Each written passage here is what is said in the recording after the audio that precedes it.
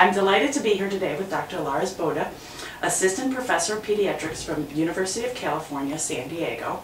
Thank you very much for joining us today. Thank you. Your research team has uncovered some fascinating insights into the unique power of breast milk. Can you briefly explain what oligosaccharides are and what you've discovered and how important they are to newborn babies? So human milk oligosaccharides, or short HMO, are complex glycans, complex milk sugars that are uniquely found in human milk and that are not in infant formula these days.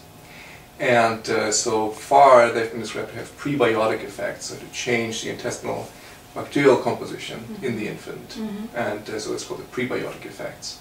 And our lab most recently has shown that they also have direct effect on preterm infants when it comes to necrotizing enterocolitis, or short, NEC. So NEC is a disease, an intestinal disorder that affects about 5 to 10% of all premature infants. And about a quarter of them dies from this disease. And there's currently no biomarker to identify infants at risk. And there's hardly any treatment for these infants either, other than surgical dissection of the intestine.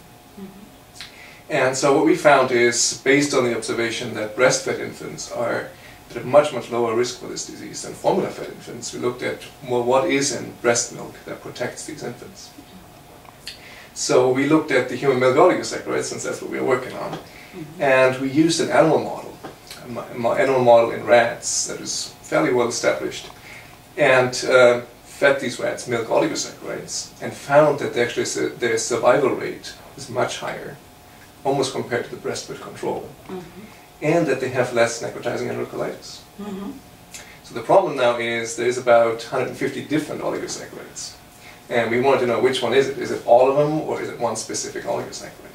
So in the follow-up studies we really were able to identify one specific oligosaccharide, identified the structure, and found that this one particular structure protects the rats from necrotizing enterocolitis.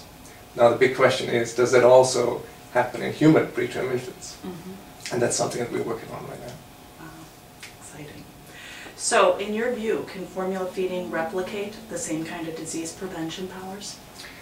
For this particular disease, like I said before, formula-fed infants are at a higher risk to develop necrotizing enterocolitis per se. So that's where our whole study started out from.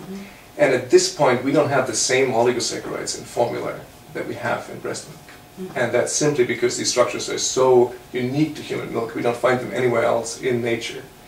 So at this point, there is oligosaccharides in formula, but structurally they're different from the oligosaccharides in human milk.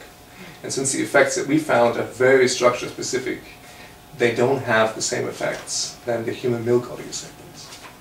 So at this point, not, but we're working on it. Yeah. Okay. Well, we're delighted that you're joining us as part of the platform of Medela's 7th International Breastfeeding and Lactation Symposium. Can you give us a short preview of the focus of your presentation? So we're going to talk about overall what are human milk oligosaccharides, what's their known benefits so far.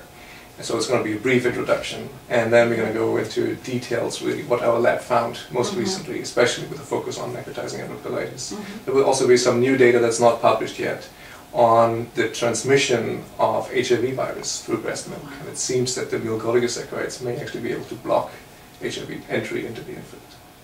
That's something we're going to talk about maybe during the conference. Wow, very exciting. Well, thank you so much for your time. Thank you so much.